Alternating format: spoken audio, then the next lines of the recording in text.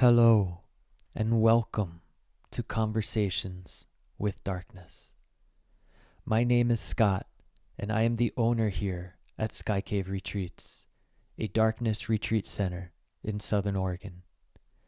Today I sat down with my dear friend and landmate Narayan. Narayan has always been a light for me on the path. We spent years together in Crestone, Colorado on retreat with our meditation teacher there. Today we explored grief and grief work and men's work as last month our friend Rob Miller from Cascadia Quest joined us here to facilitate an all-men's grief ritual. I hope that you enjoy this conversation. As the different dark retreatants emerge and I spend time sitting with them, it becomes really clear, and I know this for myself as well, but through the reflections of others, that no one's really had a proper space to grieve. And having that space when I share about this grief ritual that we just did, it's amazing how many people light up, and it screams to something that they want to partake in as well. And so a little backstory that we were just at a grief ritual last month with Rob Miller of Cascadia Quest, who has worked with Sabamfu Some of the Doga tribe in Africa in their tradition of grief rituals, which they would do 4 times a year for 3 full days, chanting, drumming, and people of the whole tribe and village coming out to grieve together and support each other. It's for us, such a unique concept to come together to grieve. And such a thing in our culture that's not supported and almost kind of looked down on, as it's kind of lumped into being sad. And like, sadness is not necessarily an appropriate emotion in our culture. There's no time for sadness. And if you're sad, then it's like there's medication, or we're going to change your sadness, as opposed to actually giving a proper space for people to really move through it. Yeah, and especially with like the modern male archetype, where crying isn't strong. You know, I'll give you something to cry about. That was one of the most powerful things for me at the grief ritual. So reflect, maybe, do you want to share about, well, I just want to share that little tidbit that like moved me so deeply, was witnessing 22 men come together, most of whom didn't know each other, and within 24 hours seeing so many men move into this soft, raw, vulnerable space and weep together, and where one man could share one thing and 10 people are crying. It was so powerful. Yeah, and just the way that it progressed, the way it was held, was just, even as the days go on, I just feel really, really privileged to know Rob and Booster and the other guys, Jonathan, Eric, and just how it was held and how it progressed and evolved and just built over the whole, up until the last moment when we closed the ceremony. Yeah, I mean, and I think naturally, you know, a bunch of men who don't know each other and just coming out together in the wilderness into what we know on some level is going to be a really vulnerable, it's going to be a vulnerable time. And there's quite a bit of mystery to it. None of us knew what it was going to be like. And just to see these men crack open and witness each other up until the very last moment. I mean, I went from not knowing, I have you and a number of other brothers who live here. So I had my like little squad to start with. But other than that, you know, I didn't know anybody. And some of those guys didn't know anybody. And yeah, each man it was amazing to witness these men crack open, and just, they're so inspiring. Each person brought like a unique thing. Like they really got to shine there. It was just, yeah.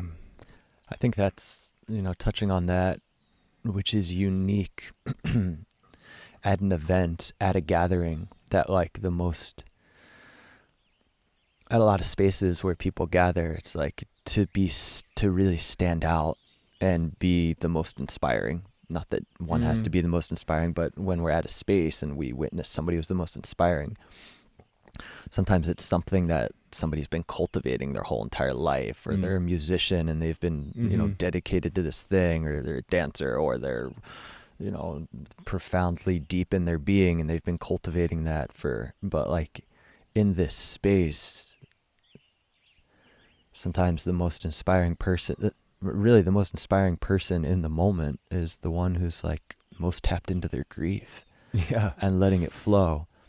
Which is amazing, to have a space where the most inspiring person in the moment can be anybody, and they move everybody. It wasn't about any specific cultivation. It was just like their humanity, like just how exposed, how authentic could you be, and get into that. That's powerful, and that makes it. I think that brings the group together even more. Even though there's Rob who's facilitating it and holding it, there's yet like sometimes the current is carried by any one man, and not through how a man would typically carry a current. It's quite the opposite. Of who's really bringing that current and that wave that moves through everyone and brings everyone into their grief, into their humanity, can be carried by anyone there. And I find that to be really powerful. Yeah, I did not know that a group of men could come together like that and enter into such a vulnerable space, such a safe space. Like we're all the men, I felt like, were able to really drop in to their capacity, which was just perfect for each individual. And it was all different, right? I mean, everybody had their own unique signature and flavor in the weekend. And it just added its own special element. And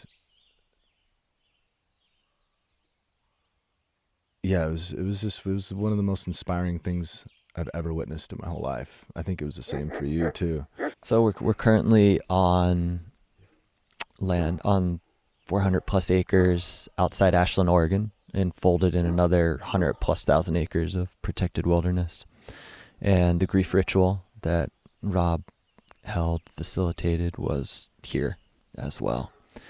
And on this land, there's 30 of us that live together with 11 kids. And so a few of us men who live on the land together here also were at the grief ritual together.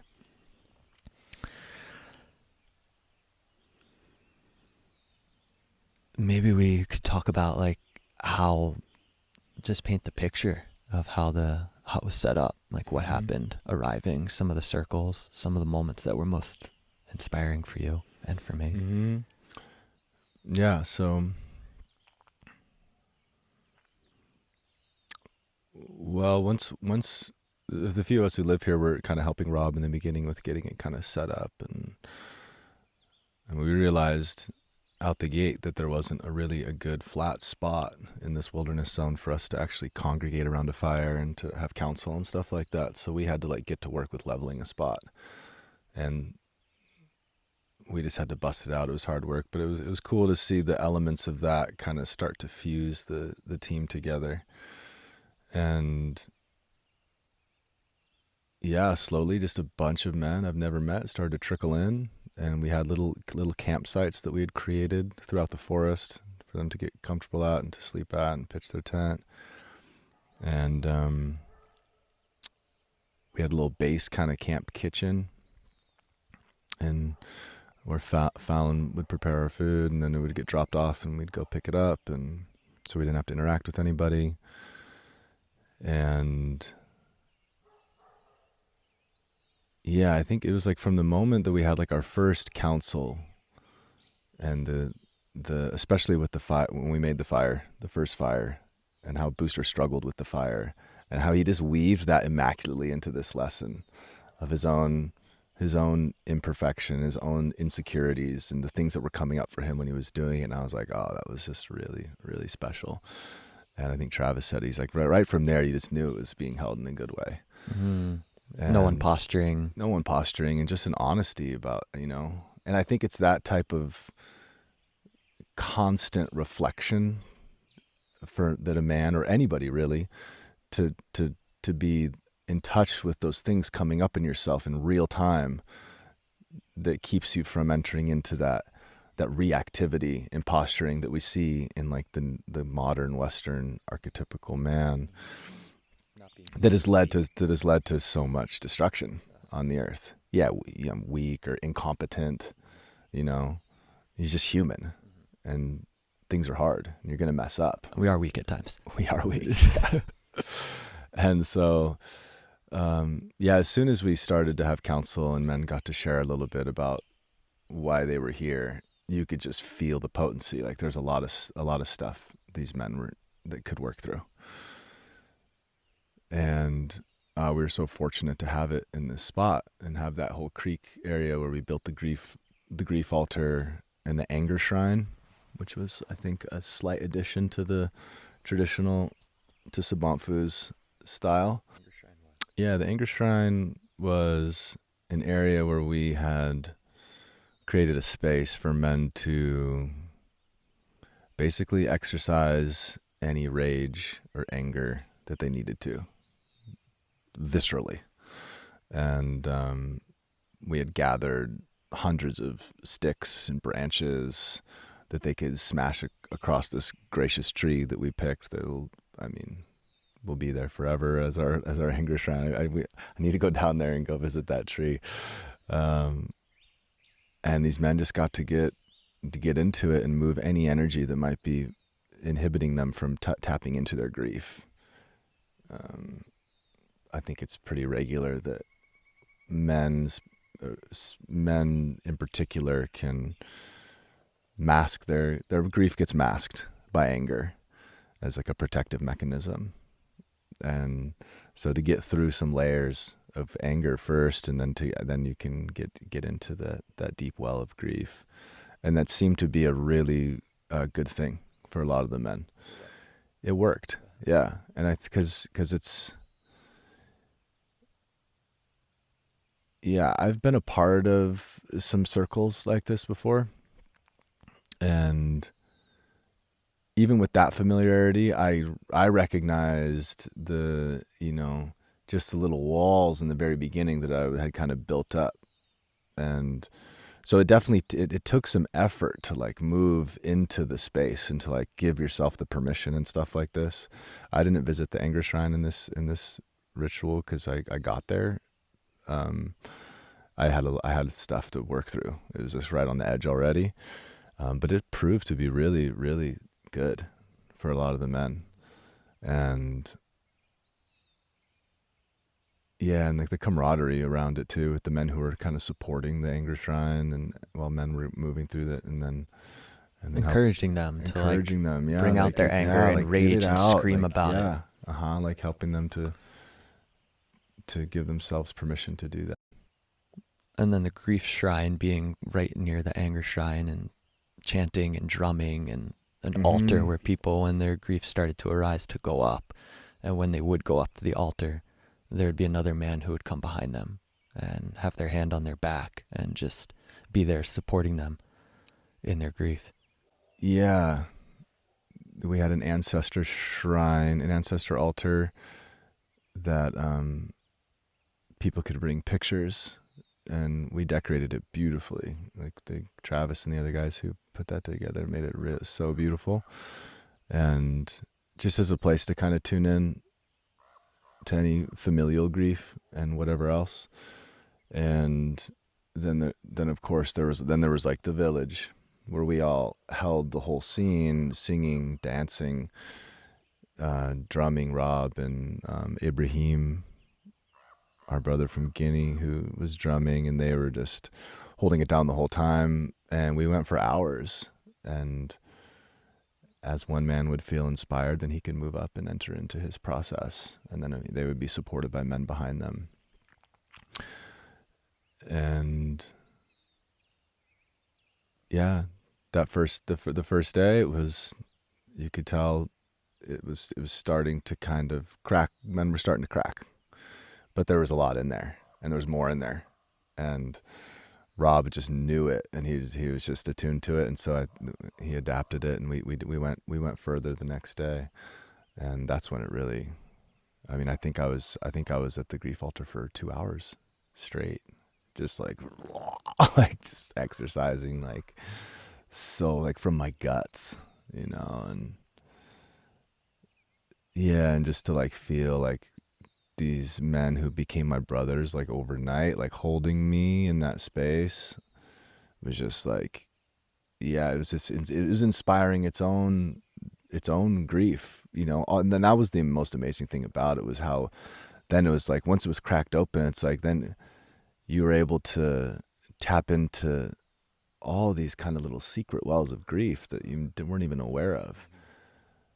And Rob had just, that speech that Rob gave us before the second ritual, where he's like, you don't think you have things to grieve about? Like, look at the world, I mean, me just looking around, when I would be at the grief altar and I would come out of it, and I'd be like in a crazy trance. I'd look around, I'd just like see the men like at the anger shrine, like yelling and just like stomping around. And like, then I would just grieve for the state of man and stuff like that. And it was just like, and you just go into the cycles and in and out, and yeah, so raw. I mean, such a special, like Rob said, he's like, this is your chance, like this is such a rare thing. I mean, it's like the rarest thing. I wasn't even aware of a men's grief ritual being held like that before. And I mean, how many men get to do that? Hopefully more. Hopefully we'll be doing that regularly, because it was so inspiring and clearly so important. I mean, and I was thinking about like me and Travis and our familial work, like me coming into his family, and our commitment to being close, and me being with his ex and his baby mama, and who he loves so much, and our little tribe, me, Trav, and Fal, and how committed we are to being close and to raising the kids together. And it's been hard at times for us, and I love him so much, and I know he loves me, and we've just had our times with it. And then, but like being able to come into that space and have like specific work to work through. And I mean, you witnessed it. I mean, that was the most one of the most powerful moments for me at the very end. Yeah. When you guys stepped into the circle to share. Yeah. And it was so profound. And I mean, me and Travis we turned a full corner. I feel like we entered into like, we worked through it, our stuff at that point. Stuff will probably come up ongoing as being family. But as far as like we had some blockages, some barriers between us to share a level of intimacy and vulnerability and just connection in general as family. And that was being able to go into that together and work through that stuff was so, I mean, that was it. So I think it has a really powerful potential for people who actually need to grieve together. Uh-huh. And just work through and just get into a vulnerable space with each other and share. Yeah, which is challenging in and of itself. Just to be that vulnerable and that open. And yeah, the closing ceremony. Uh-huh. The closing ceremony was so, I can feel what it was like right now. I can just like feel what it was like witnessing all of that. And I think it's worth sharing a little bit about it, because it's again, another rare thing you just don't get to see. Like, so all of us men in a circle, at this point, we'd been grieving for hours, and we'd kind of come out of it, and we were coming together. And so everyone's really raw, and all the men in the circle, one by one, a man would step out, and then whoever felt inspired would step out into the circle with them, 2 men, and would share with them and be witnessed by the whole group of men, how they were inspired or something that they saw that touched them, how they were moved by this man. And I just remember the feeling in myself where like I was so inspired by each man and knew I knew some of their grief story at this point, but not even really. It was like just their like beingness that I got to witness. I was so inspired by every single man that I was like chomping at the bit to like run out into the circle, and I want to be the one that shares. If I want these men to witness me share with this guy right now. And yeah, and I've never felt like that before. My nature is kind of a little more closed, a little more internal, group circles and stuff like that. It's not where I like gravitate to.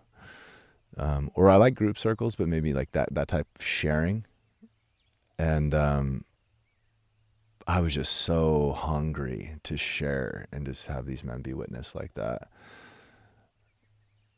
And just, men had such amazing things to say to each other, and just, yeah, seeing each other off like that.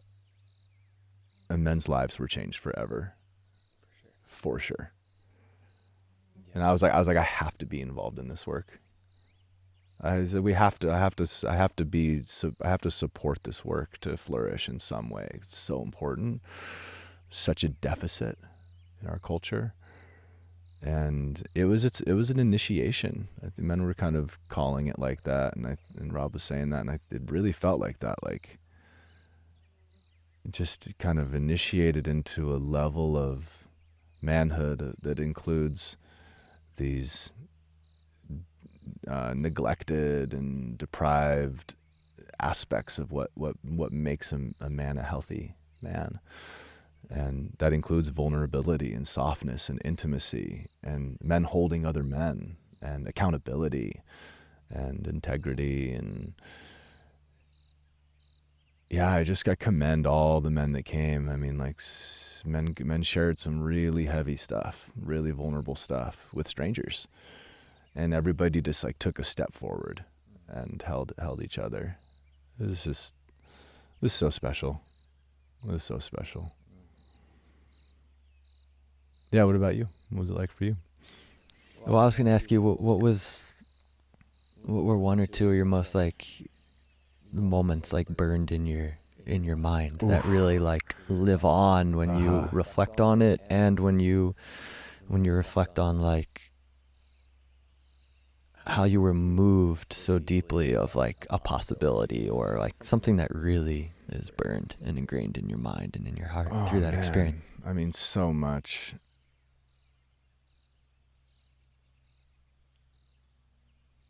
Ayani was, I think every time that he shared, I was just devastated, and he's just, he was the youngest one there, young brother that lives locally here. And, he's a special guy, and he has some special needs. And it was clear that he's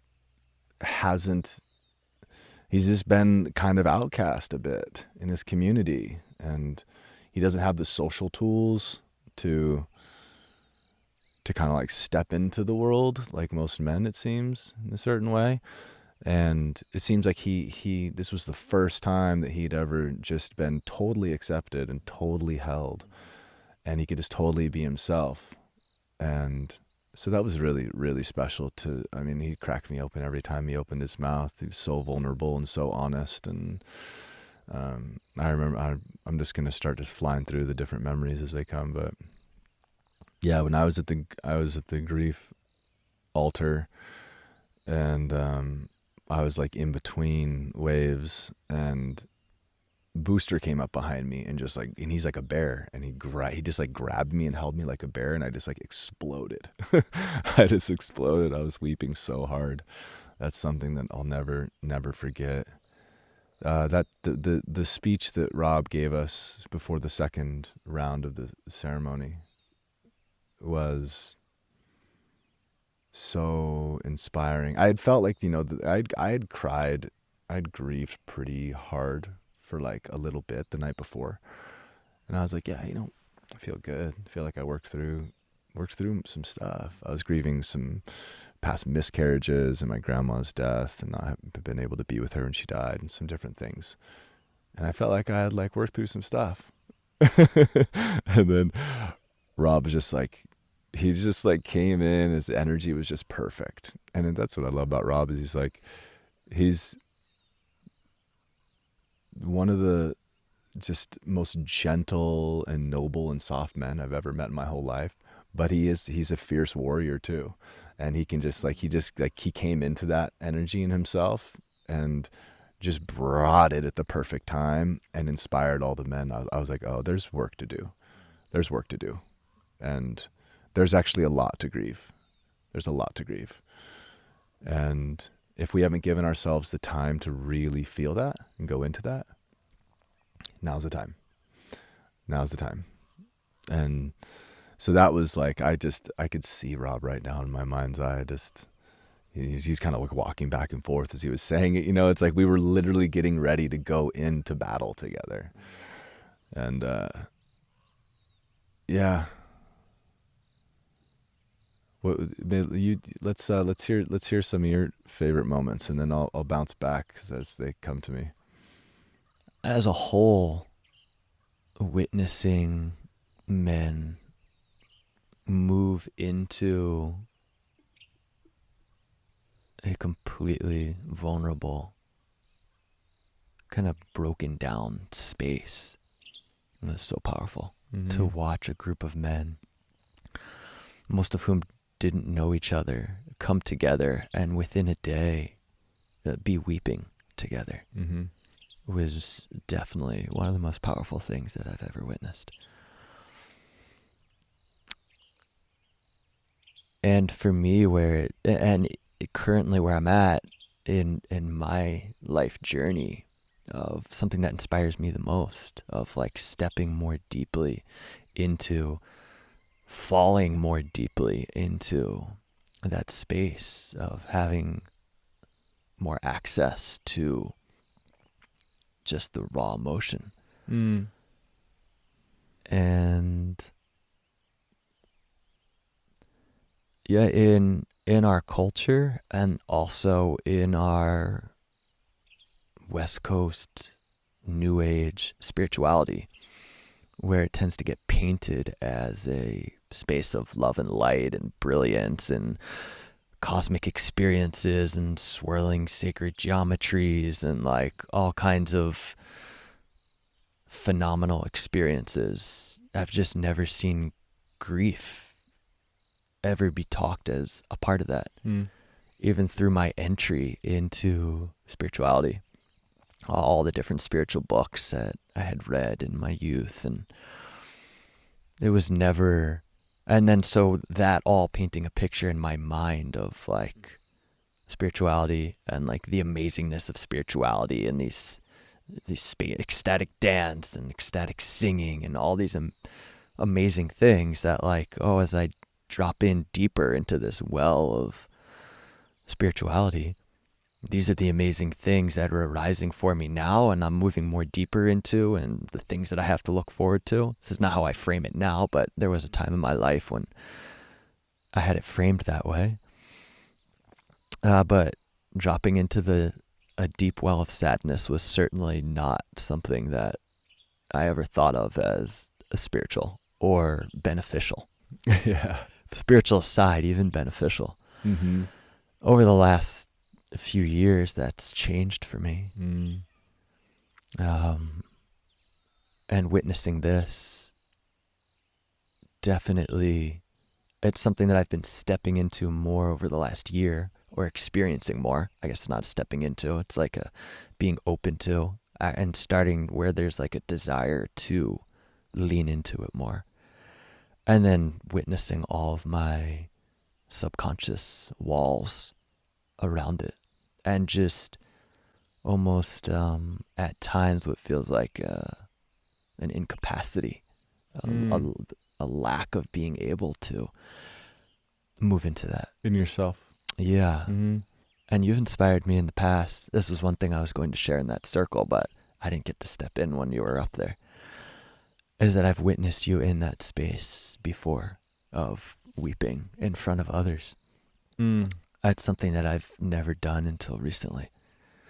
But I've witnessed you in that space before a couple times. And it's been really inspiring to witness that. I think I remember the first time, or a recent time at least. And yeah, just being moved by that capacity to be that vulnerable and raw in front of others. I was having a tough time. Yeah. No hiding it. No hiding it. And I just remember myself like, wow, I don't think I could ever do that.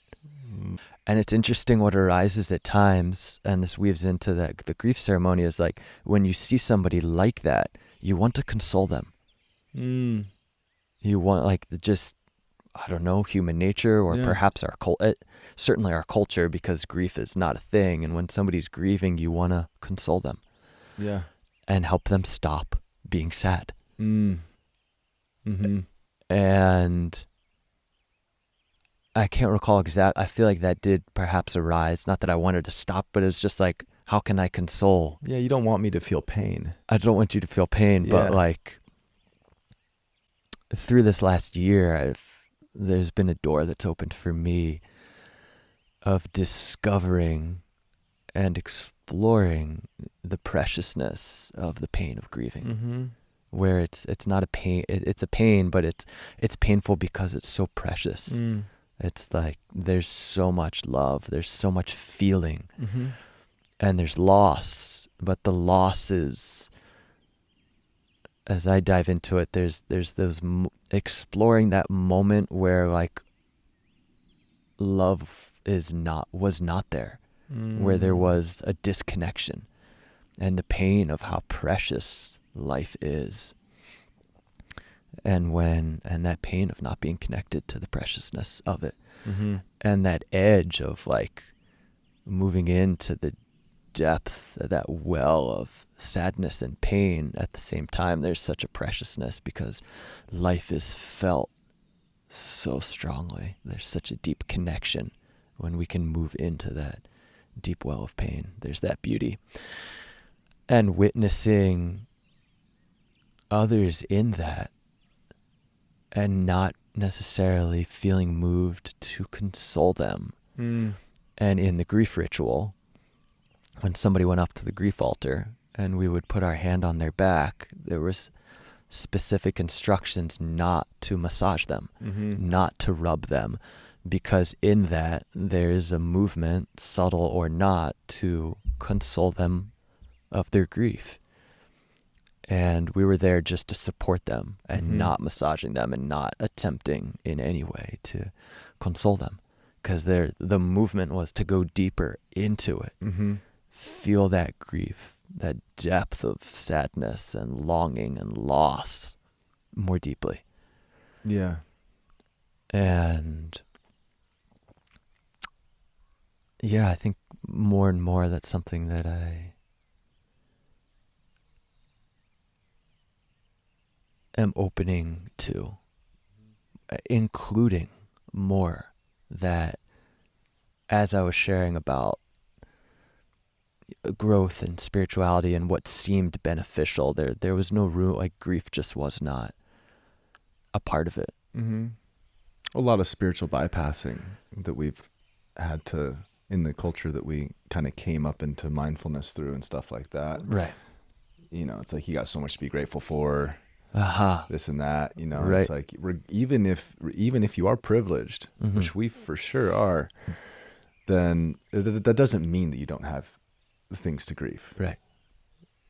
It's still inside you. It's in your guts. It's in your tissues. Yeah. You know, and it affects you in subtle ways. And so, yeah, I think there's a lot of spiritual bypassing that goes on, and yeah, grief is definitely not recognized as like a hallmark of like a path, or like or just a one of the pillars of being human. one of the pillars and one of the pinnacles, which that's really shifted for me as I came into spirituality and mindfulness and awareness. Like for me, it was like I was looking around the room to see who the most ecstatic person was, because that's what I wanted. Yeah. Where any kind of gathering, it's like who inspired me the most was like, and I was like, that's what I want. And then I spent years in the woods cultivating, bringing myself into ecstatic states. Yeah. And then coming out into the world and just like, that was where I existed. Ecstatic singing and dancing was all I did every day. It was all I wanted.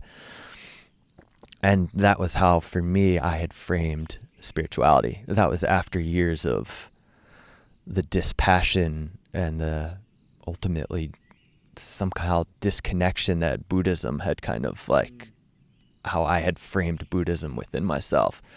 That wasn't working. And so I swung to the other end of like, bhakti and devotion. But there was I never came across anything where grief, even feeling sadness, was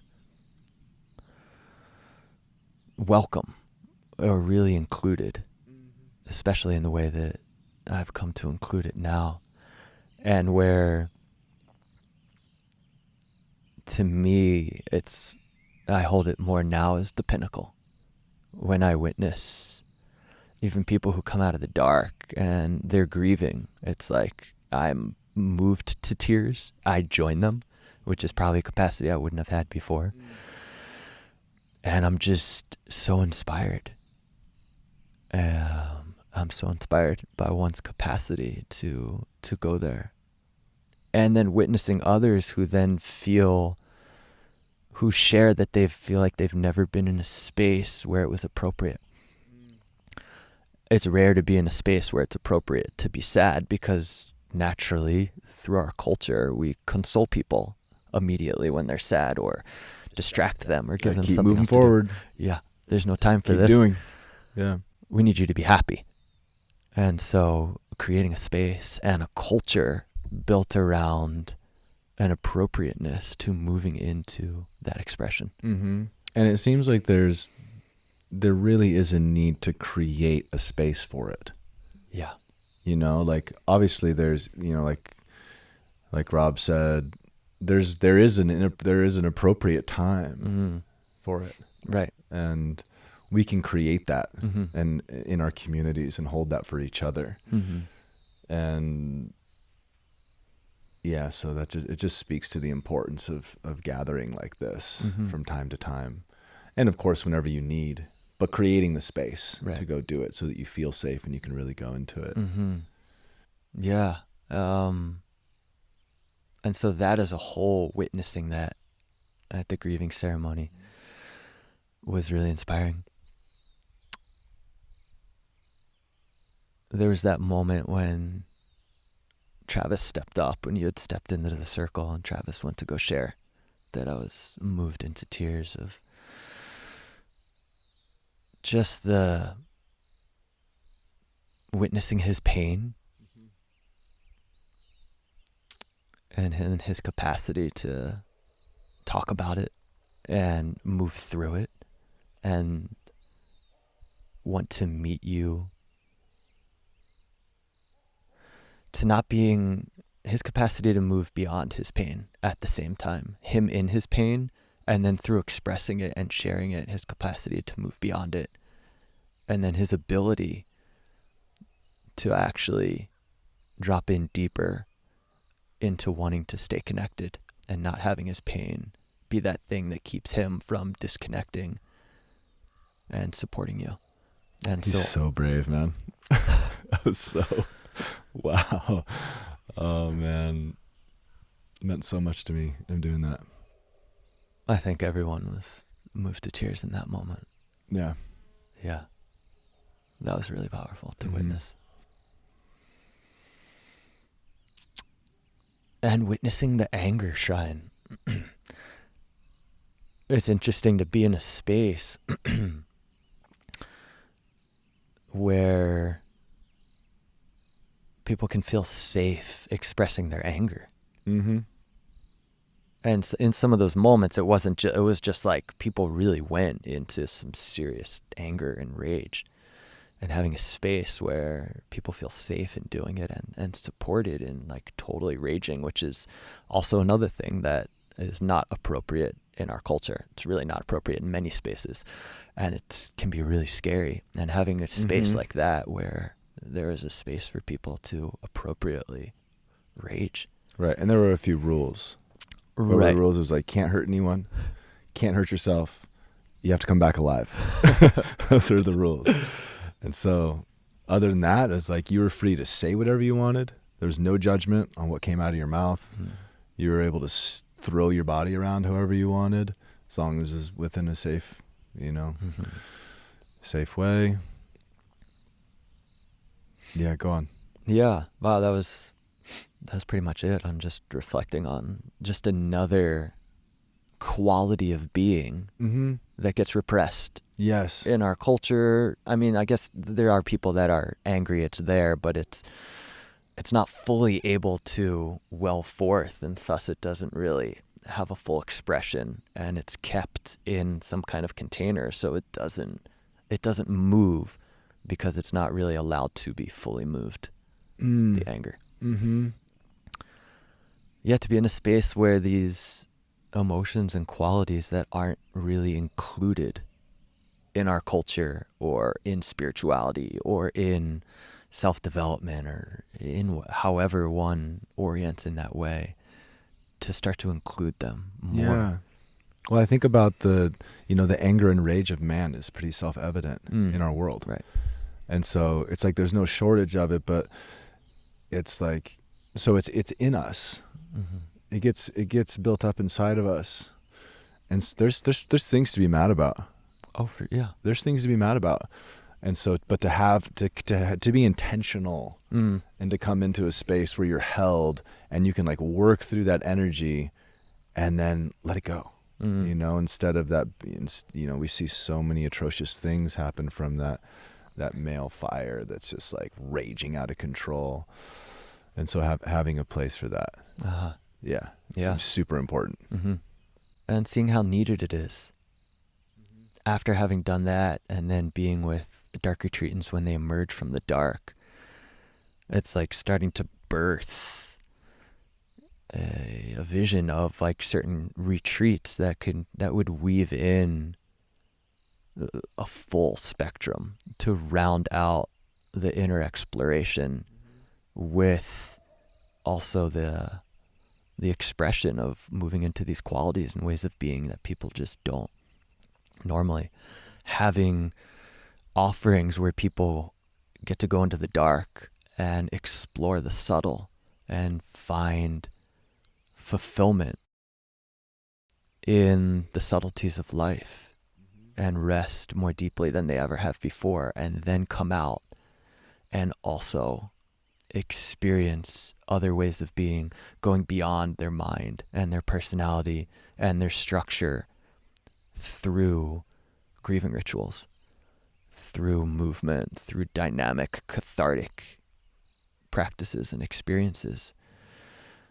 And taking all the things and the tools that bring people beyond and having it be total, where it's not one running towards the light.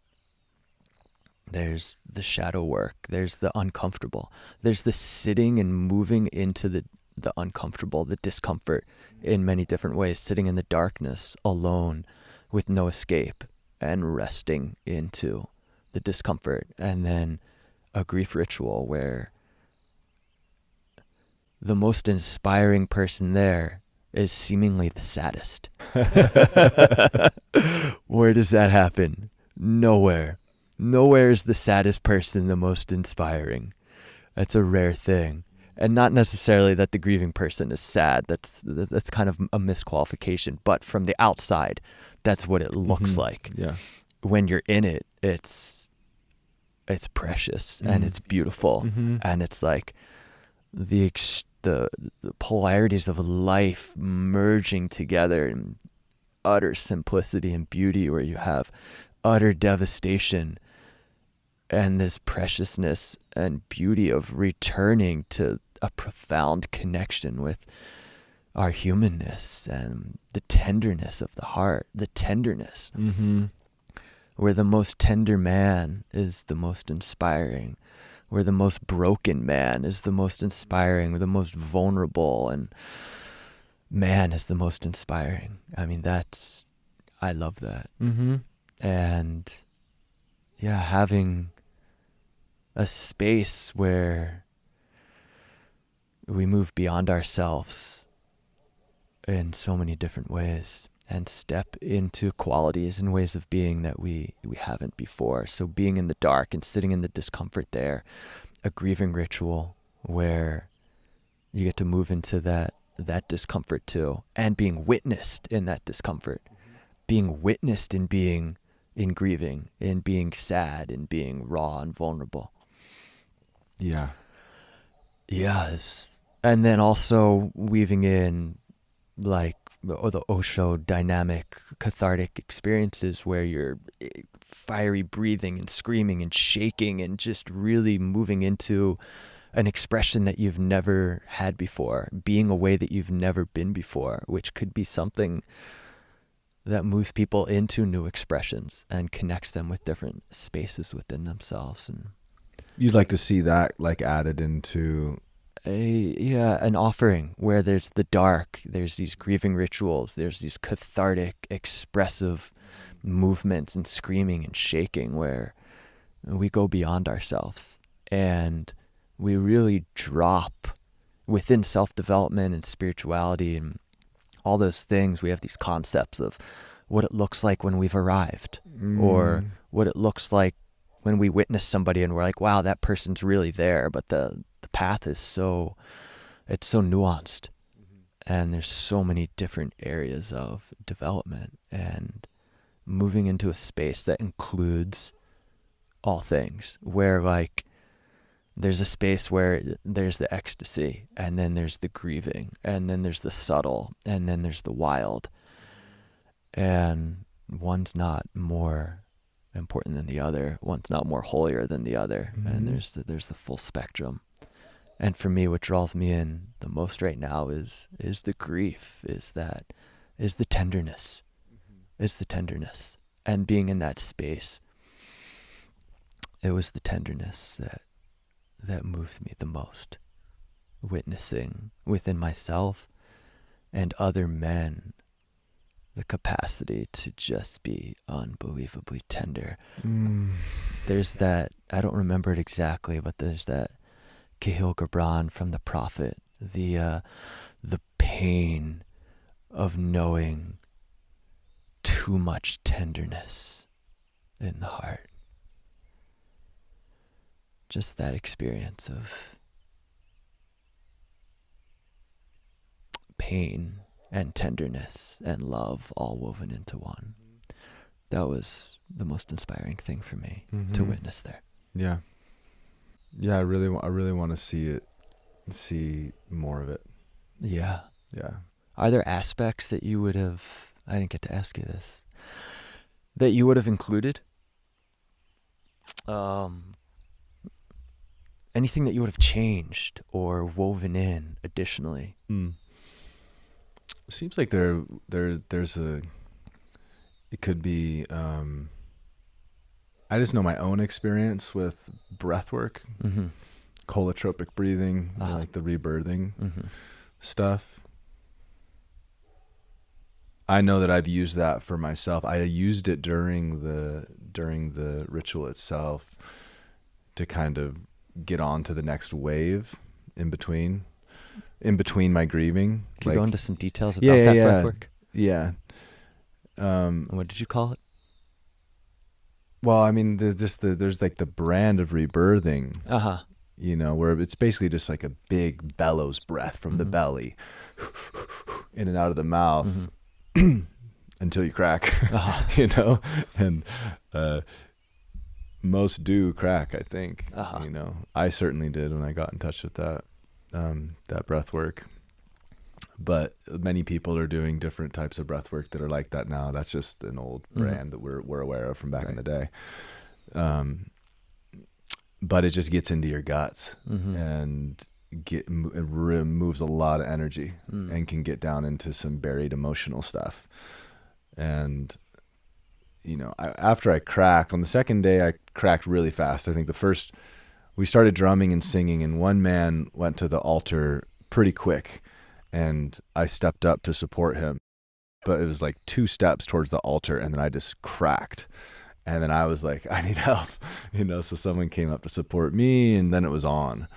And then, I would come into these kind of little plateaus where I would come out of the grief, and I would just kind of just be in this lucid in between state. And then I would just bring in that breath and really, really ride the breath. And then always before I knew it, I'd be like, and then it was on again and again and again. And I was able to do that. And then, and it wasn't just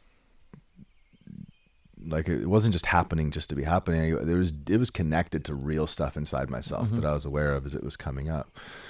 But the breath really took me there when it helped me get back into it and to keep riding it and to go deeper and deeper and deeper. Weaving something like that into the experience. Yeah, maybe a little bit of training around that. Yeah, could be a good thing. Yeah, I mean, honestly, it was. I really liked how Ibrahim kind of brought everybody into a little more of a physical, like got us moving in our bodies and like kind of like, oh, you don't think you can dance? Like anybody can dance, and kind of weaving in a nice little backdoor way into showing the men that they can move their body, and then being able to bring that down. And yeah, I just think the movement and the breath, have been so important to me in my path, and it seems really pivotal in the grieving work to just get into your body, because it's stored in your body. Something like that also to start feel like bringing that well of just feeling, general, just like feeling presence into the body. And so moving forward is there going to be another grieving ritual this fall? I'm going to be working with Rob and Cascadia Quest, and to help this be offered more often and to more men. And so we're working on that. We're exploring how to do that. And there's the potential that one could happen this September.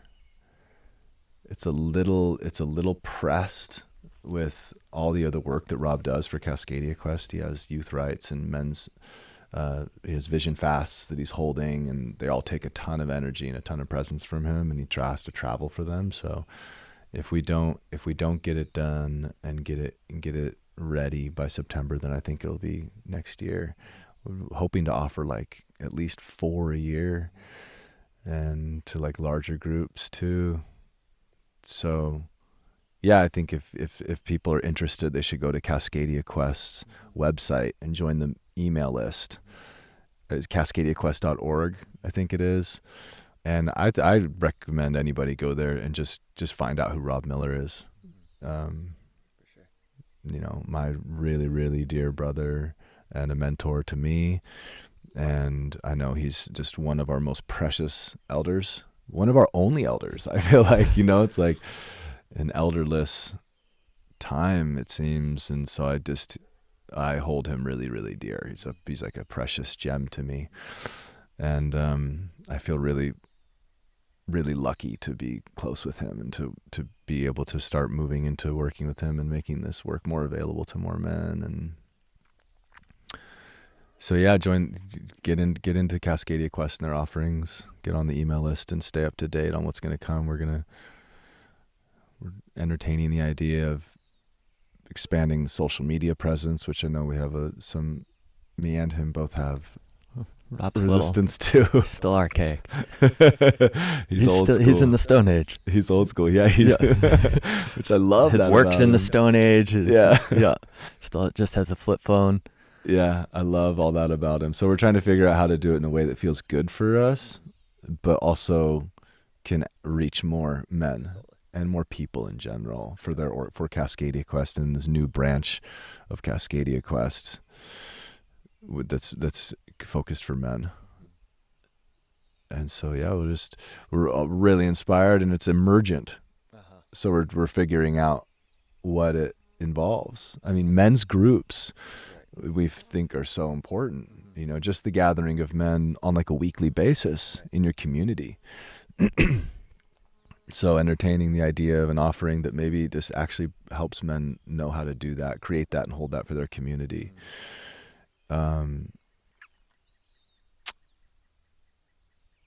Yeah, it was so inspired, and like such a fire was lit from that ceremony and that weekend.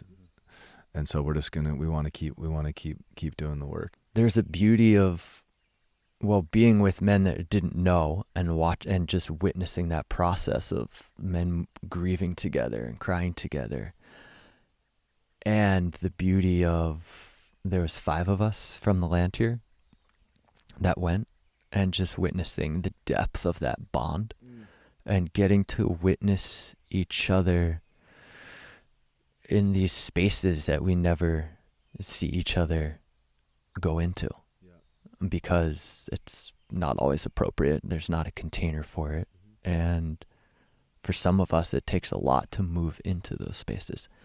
For some of us, it takes witnessing others to be into them until it like gives us till we feel okay moving into it, or we just kind of catch that fire, which is where it was like, when you're in a space where like anyone has the capacity to kind of move the river within that grief, and it's not a cultivated skill, it's just whoever's really feeling in that well, and then it moves the whole group into it more deeply. And being with the other brothers on the land who live here over there was amazing to get to witness each other in more of our humanness and other areas of our being that we don't get to witness. Yeah, it was, I mean, how special was that? We were getting so many reflections from the other men. They're just like, I cannot believe like the love and connection amongst you men who live together. It's like so special. And I was like, wow, it is really rare. I feel really grateful that I have you and the other dudes here. And we just like, it's like, wow, this is a really, really special little family we got. We forget how unusual our living situation is. Right? I mean, we might as well be on millions of acres of wilderness. I mean, we're enfolded in 100,000+ acres of protected wilderness, where all we see is wilderness and then each other. And yet just a half an hour out of Ashland, with 5 families with kids that run around feral. Even the 2-year-old I've been seeing running around feral, Addie. Like, who are you with? And Addie's with the 2-year-old with the 4-year-old, or the 5-year-old, just running around the land. It's amazing.